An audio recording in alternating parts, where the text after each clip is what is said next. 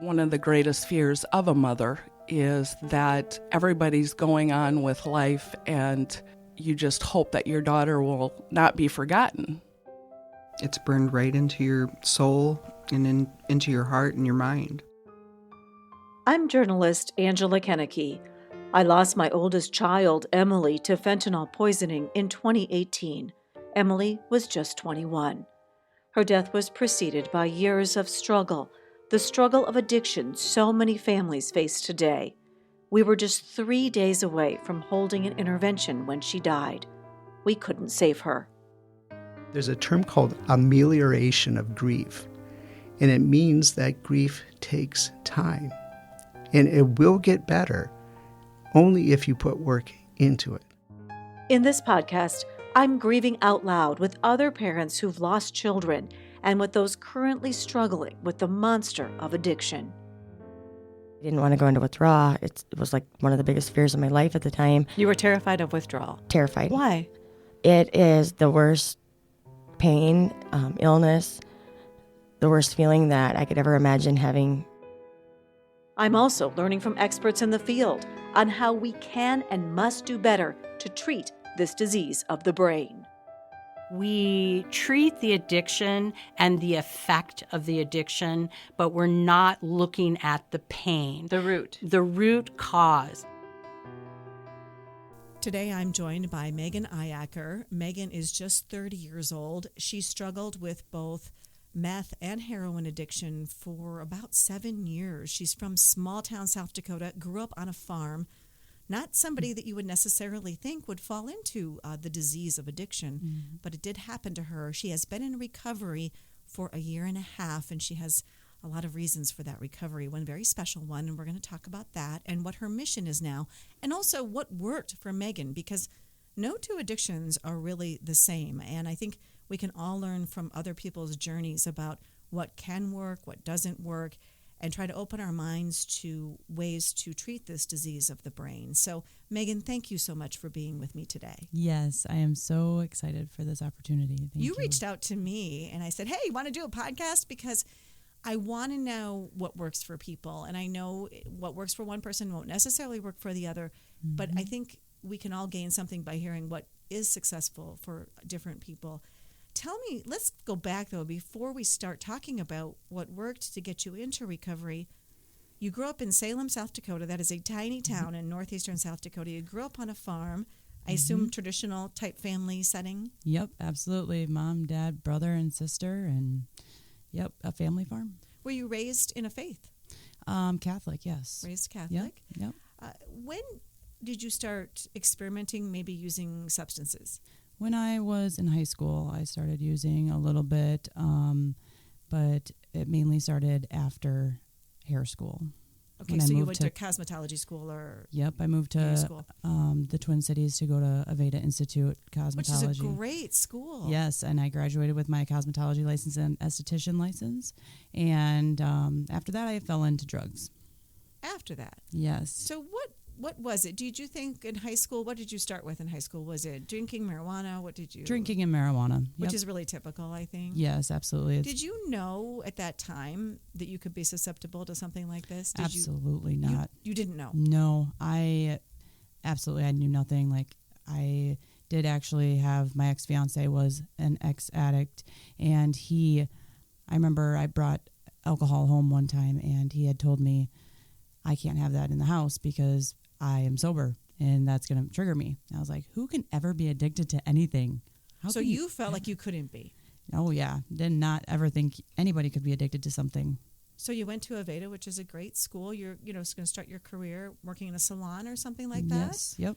And what prompted you to start using again then? If you hadn't really used that much, I mean, if you made it through school, obviously you were doing okay. I just met a wrong crowd and they introduced... Was the people? Yep. They introduced me to OxyContin. So in the pill form or? In the pill form, yep. And they were cutting it up into lines and snorting it. Yep. So what made you decide, I'm going to do this, I'm going to try this? No. You honestly, don't really I don't know. Mm-mm. So you would have been maybe like 20? Yeah, 21. 21, okay.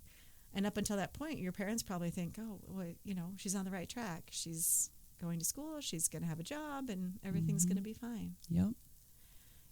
was it the first use, the second use? What was it?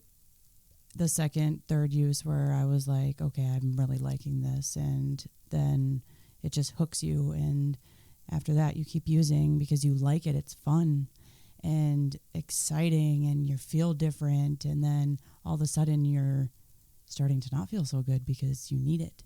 The withdrawals. The withdrawals. Did you get that? You know, they always say that the first high that you get, you can never match it again, and you're always chasing that initial high. Did you ever have that experience? No, not for me. I was the type of addict that every high was the best high for me. Really? Yeah. Interesting.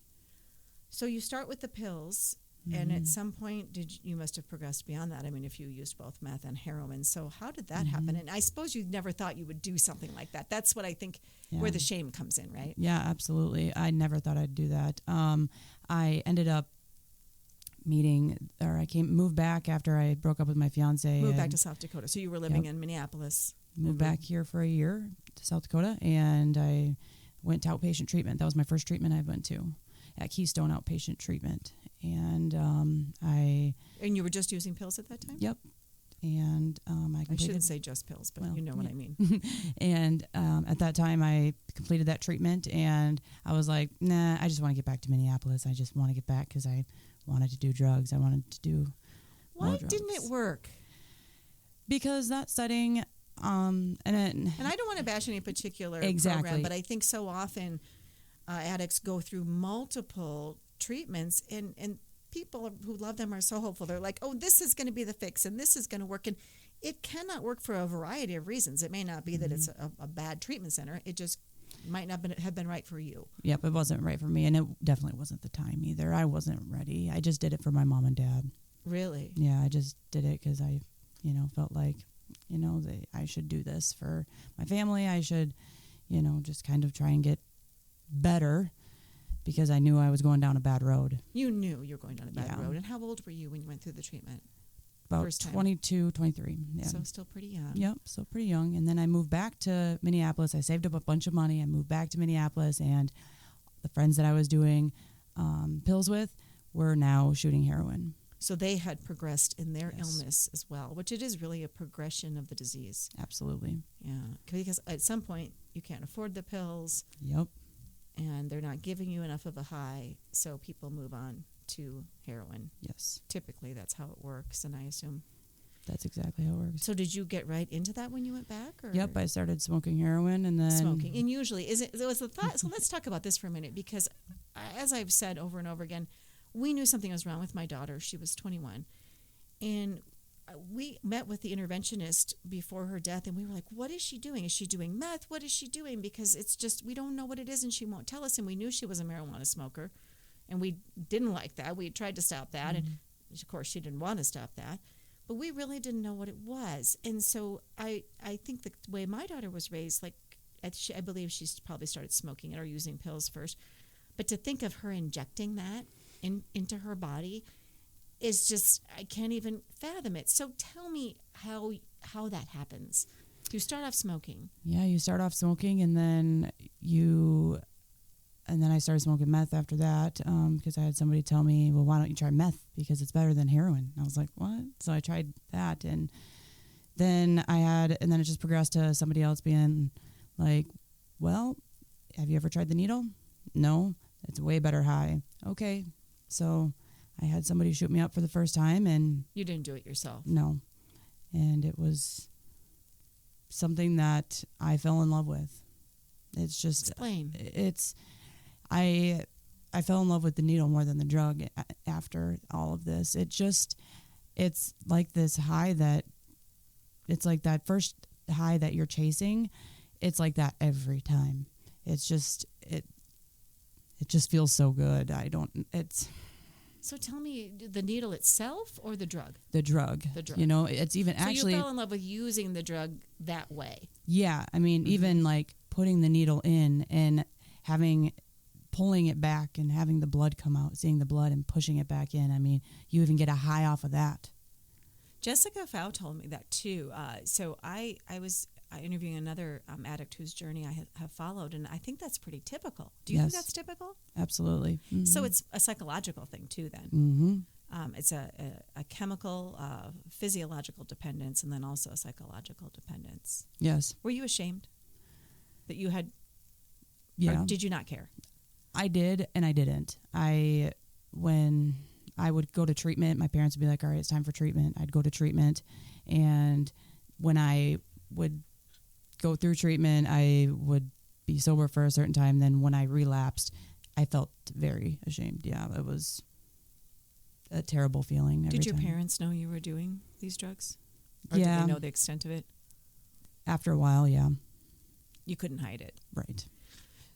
Why use meth? Because a lot of times I think we have the idea that either people do meth or people do heroin. And I have reported it, and I know that there is a huge trend now of people doing both. They use meth to get up and get going in the morning, and they use heroin in the evenings to wind down and to sleep. And then it becomes this vicious cycle of, just a terrible cycle. And there is no really good treatment for meth either out there in terms of some sort of medically assisted treatment. Right. And meth was actually my number one. I would rather I'd rather shoot up meth than I did heroin, but so you used a needle with meth as well. Yes. The quicker, just easier to get that high. Yeah, and it's a whole different high when you use the needle than smoking it. It's a whole different high. You actually, when you actually shoot it up, you sometimes can't even open your eyes for 10 minutes, and it's just almost like a kind of a heroin feeling in a way. It's different, and then you are up and go, and then I'm a type of person that has a lot of anxiety issues, so it would be too much, and my heart would be pounding too much, and so I would kind of start freaking out. So then I was like, oh, I need the heroin. So then I would shoot up heroin, and then it would be just this even perfect balance for me. Oh, you did kind of a cocktail, a combination of both drugs. Oh, Mm-hmm. Interesting. And I would think if you do have anxiety, I know people that have anxiety, they can't even have a cup of coffee, right? Because it just makes you, and meth would be 100 times that, I would think. I was a wreck on meth. I was a terrible, terrible wreck. Explain what you mean. I caught my first DUI on meth. I called the cops on myself because I thought somebody was following me. Paranoia, very much paranoia, and just would go home to my parents and yell at my mom and be violent with my mom, and it was a mess, and it just we did not get along, me and Method. We did not get along at all, and it's so sad to look back on how I treated people and how I acted. Let's talk about that for a minute, because people who are listening to this can't see you, and I'm looking in your eyes, and I'm seeing tears in your eyes. Mm-hmm. Why do you feel that way yet now? Why does it bring tears to your eyes to think about that time and what happened? Because of who I am today. You're not that person. That's not who you are. No, absolutely it never not. was who you were. No, absolutely not. And I have changed so much today by the grace of God. My faith is so big that God has completely changed me in a way that I could have never imagined to be, and having a daughter saved my life. Well, we're gonna get to that baby of yours in just a second. I don't want to spoiler alert, but right. I want to know about the shame, because you talk about, treating your mother poorly, treating other people poorly, even yourself. Yeah. And you're a good girl from farmland in South Dakota. This is not what you're supposed to do. Right. Everybody knows that. You know that. Mm-hmm. Yet, we have so little understanding about the disease of addiction and how it affects the brain and the inability to stop. I'm sure there are countless times you wanted to stop. Absolutely. My first treatment I went to was in Minneapolis, and I went there for 11 days. And after that 11th day, I just couldn't handle it anymore. I was wanting to use so bad. And I, again, went for my parents, and I was just there to just be there. And I was scared to death, and I didn't know what to do, going through those withdrawals. And it was just a mess. So I left after the 11th day, and I went back out using for 2 weeks. And after that 2 weeks, I couldn't hardly walk. I was up for 10 days, I was just to the max. So I called my mom and asked her, hey, can you bring me to Tallgrass in South Dakota here? And I went to Tallgrass, and I was actually wanting to stop then. I wanted to, become sober for a while, in my mind. And I did the 30 days there, and it was a great program, but it just wasn't quite ready.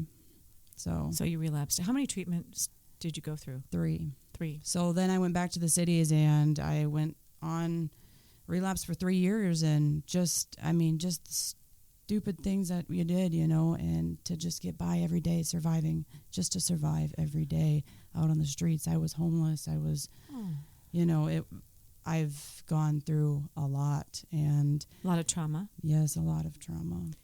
Do you think there was any trauma in your past that triggered your addiction? I have, worked with some therapists and whatnot, and my sister, she has cerebral palsy, and she almost died when she was a baby, and so that was kind of a lot of the trauma that family trauma. Yes, family trauma that I've had in the past. It's interesting that they do say that there's the trauma, and then there's also the trauma that you undergo when you are active in your addiction, living on the streets, people probably abusing or using you. I'm sure there's lots of absolutely horror stories.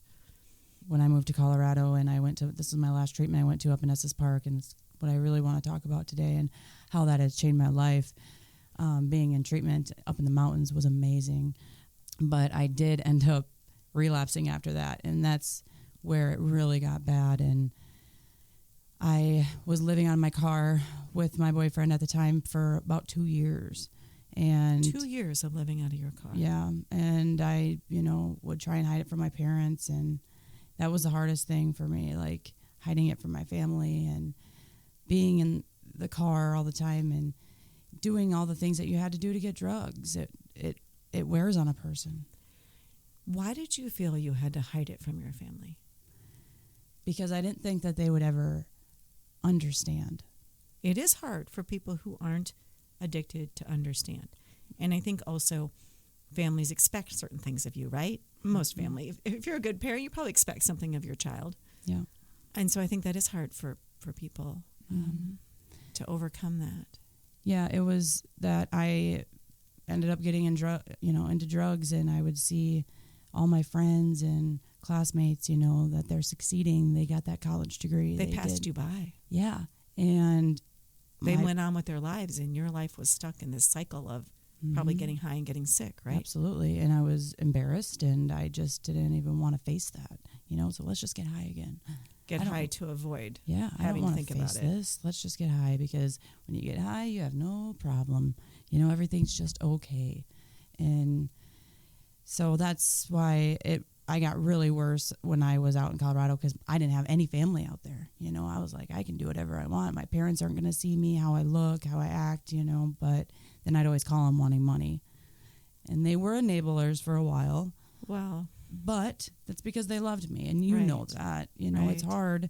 So hard to say no. Yeah, and you don't want to see your kid struggle or anybody struggle, but... Did you think you were going to die? Absolutely. You did? Yeah. Did you care?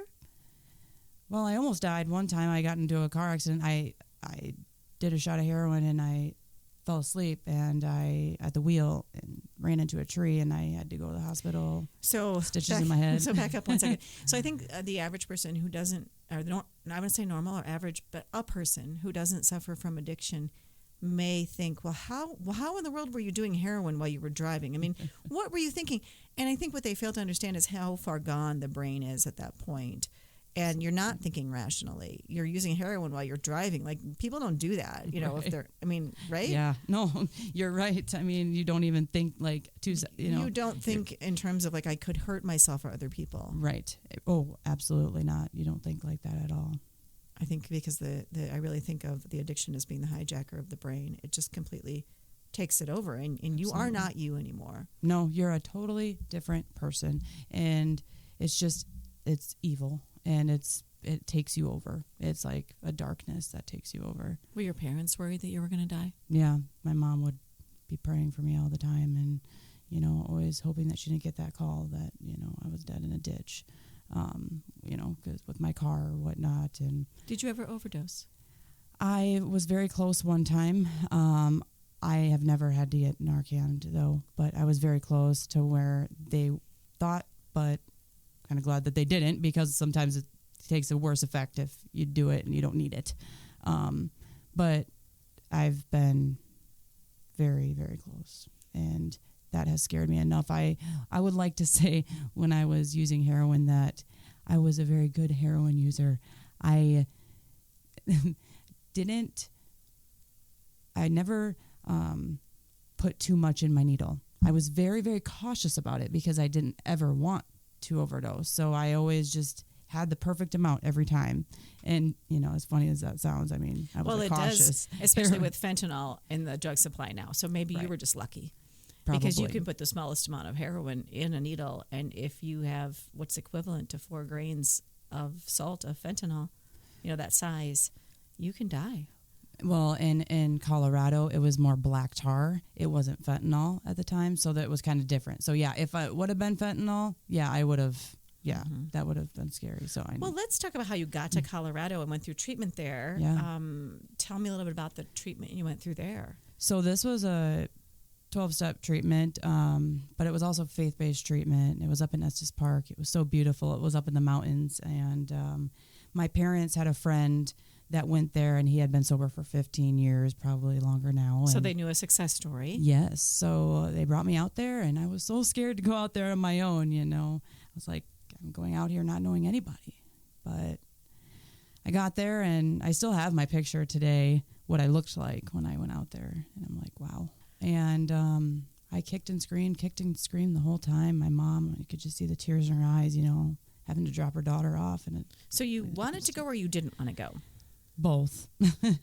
I wanted to. It was time. You knew you were at the end of the line, kind of. Yeah. But at the time when you're going, you're like, oh, gosh, I'm going to feel like crap. And the suffering that you have to undergo in the withdrawal process. Yes. Yeah. Which they can help with some medically assisted treatments to help lessen the suffering, but you still have to, I think, experience some of it. I don't think they can take it away entirely. Correct. And when I got there, and since I was so messed up on meth, I was up for days, and I had that paranoia.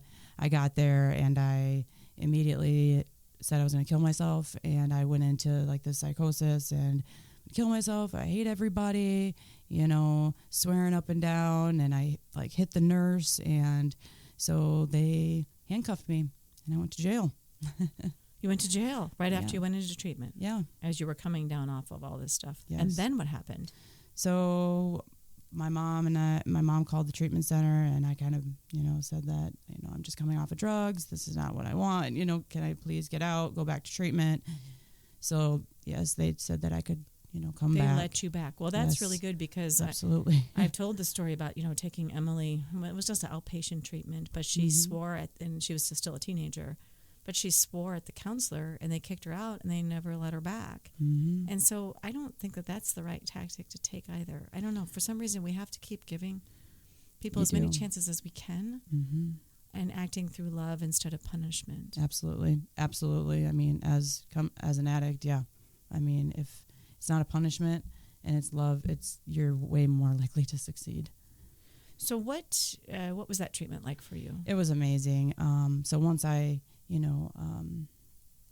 actually was agreed to everything, and I was once your system had sort of cleared out. Yep. It was great. We were all assigned a counselor, so we met with a counselor twice a week, and otherwise we did these big groups, and there was just something special about being up in the mountains and being able to just sit there in silence and look at the beautiful scenery and take walks and by the river. And it was just like God telling me, this is time, it's time to get better, and I'm going to guide you and walk with you. And it was great. How long of a program was that? 30 days.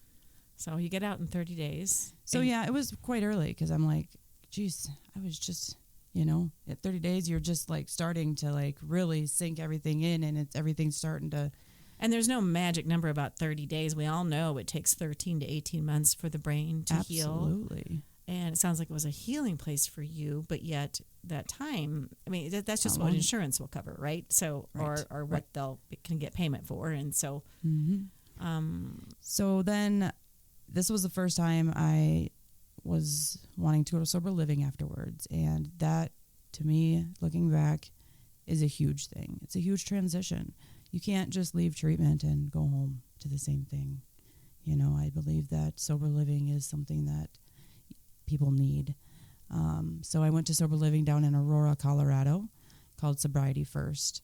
And I was so nervous. I was going to this house of women, not knowing anybody, not having a car, not having a license, you know, very nervous. But got down there, and they were nice houses and a good... They were well run. Yeah, absolutely. Mm-hmm. It was called Sobriety First, and it was 2 ladies that ran it. They had 4 women's houses and 4 men's houses. So we had to find a job within 2 weeks. You pay a fee to get in. And sounds a lot like the Oxford House model that we have here in Sioux Falls now, very too. similar. So I ended up finding a job at a tanning salon, and everything was good. I went to my AA meetings, found a sponsor, but there was still one part missing. Now that I look back, it was my faith. I didn't have any faith back then. I just kind of went on with, you know, the 12 steps and everything else, but I still knew something was missing. So I was in that house for about 4 months, and I relapsed for the 2 years. After 4 months, you relapsed. Mm-hmm. Yeah. And of course, my dad just sent you to this really nice treatment center, and cost a fortune, yeah. Yeah. But, you know, it caught me again, and that's where I went on for a couple years, and then...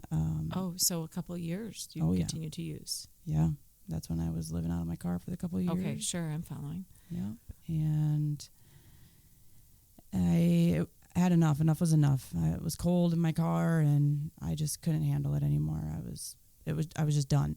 That's sometimes when you're done, you're just done. You're sick and tired of being sick and tired. You just can't handle it anymore. Your body gives up. You're just tired. Some people would call that rock bottom. Yes. I always say, though, we can't wait for our loved ones to hit rock bottom, because that can be death or brain damage. Yep. But in your case, you were lucky. Yes. You just got fed up and sick of yourself. Yep, I did. And so I asked the sober living again if I could come in again, and they said yes.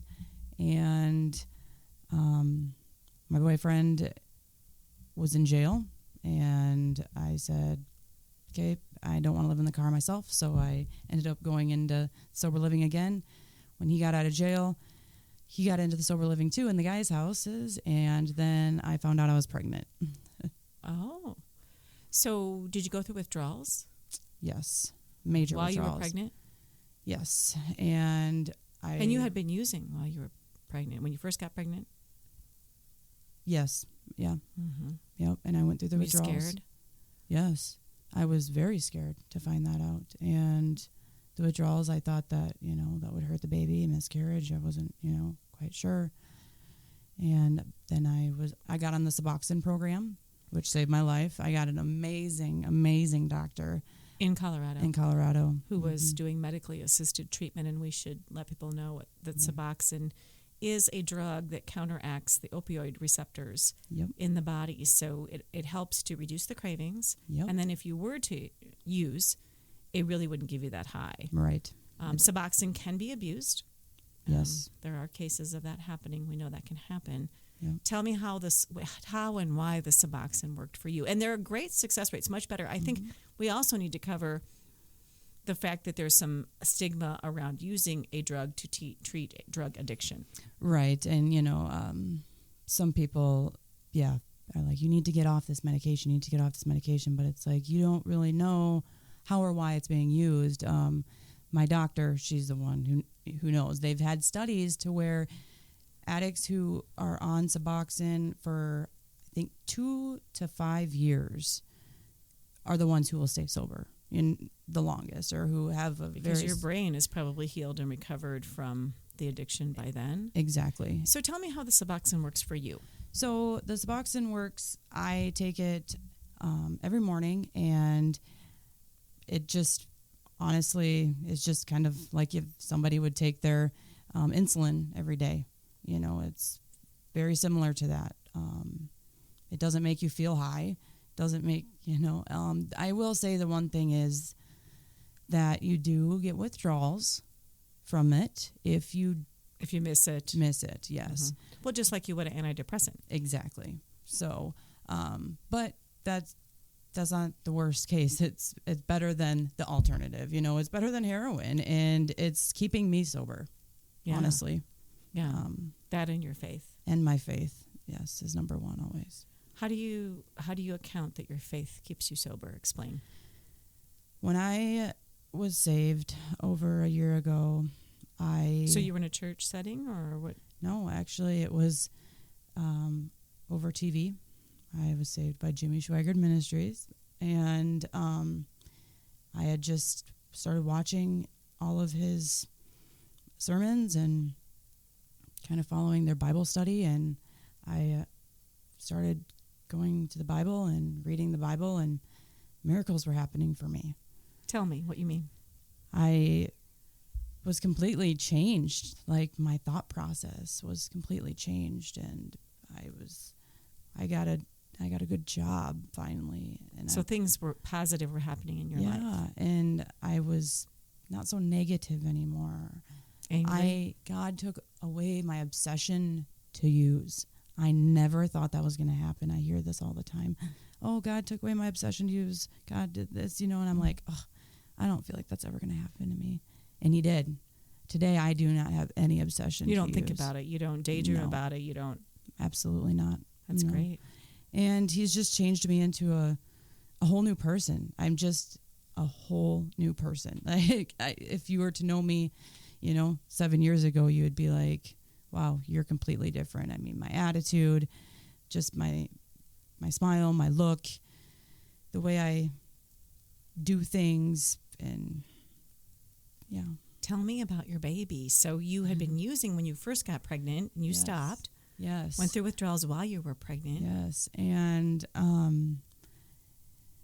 I just knew, I just kept asking God, and I just need to get away from this obsession. I'm pregnant now. You gave me this miracle baby, and I'm going to, stop. I need to stop and away with my obsession and all the things he did for me. I just was able to go the right direction, and I stopped smoking cigarettes. I stopped everything. I mean, it was just amazing. I guess I'm sorry, I don't have the words right now. That's okay. And so when your baby was born, you had a girl? Yes, I had a baby girl. And her name is? Jade. Jade. Yes. And she has definitely changed my life for the better. I mean, I call her my miracle baby because without her, I don't think that I would be where I'm at today. I feel like I would still be using. And is Jade okay? She is absolutely beautiful.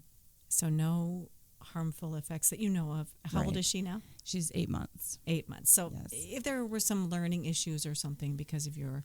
It was in the first month, so... Mm-hmm. So yeah. Of being pregnant, my first, because I found out I was pregnant at 5 weeks, and so it was really, really early. And then you stopped. And right then I stopped because I was like, I have this miracle. And the Suboxone, you were able to take that while you were pregnant? Yes.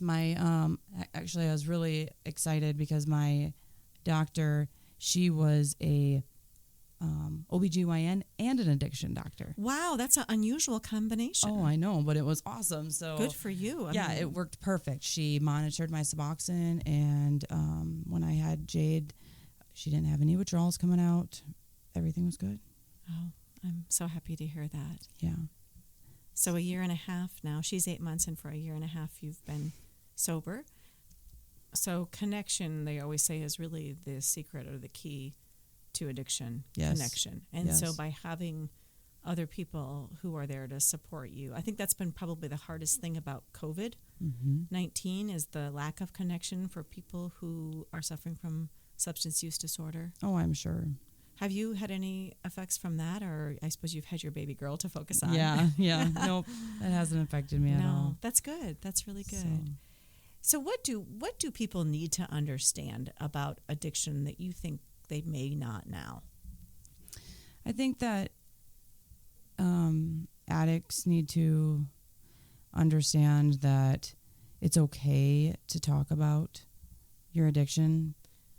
Because a lot of people are afraid to reveal that they've either struggled or are struggling. Right. And I think it's okay to talk about it. And I feel like people like that have had success stories, or, you know, people that are sober, if they could get out and talk to people and maybe get on podcasts like this and just show people that you've done it, you know what I mean? Like, or if I could go talk at Tallgrass or any other treatment center and show people, like, look at my story. I did it. You can do it. And if you're having a tough time and you're just here because you want to satisfy your parents, come talk to me. And, you know, let's kind of figure out why you don't want to do this for yourself. It's important that people know they're not alone in their struggle. Right. And they are never alone because they always have God. And I know that everybody doesn't believe in God, but, you know, with the 12 steps, you can have your own God. I personally would like to do more of a faith-based sober living, just because I feel like it worked for you. Yeah. Yeah, I get that. And it's just so wonderful that you're willing to share your story. I have noticed over the years, more people are willing to talk about their struggle. Mm-hmm. It's changed in the last decade. That I think also because of the prevalence that we have now, the number of overdose deaths that we have. Mm-hmm. We have to talk about it. That's the first step in making a difference, is bringing it out of the shadows and into the light. Absolutely. And coming from like a person now that isn't using, isn't an active addiction, I just would like to, you know, say that I still do struggle. You know, it's never going to be easy, but it's a different type of struggle. Yeah, well, we all struggle with something, right? Yeah. That's part of the human condition, I think, is the struggle right. that we all face.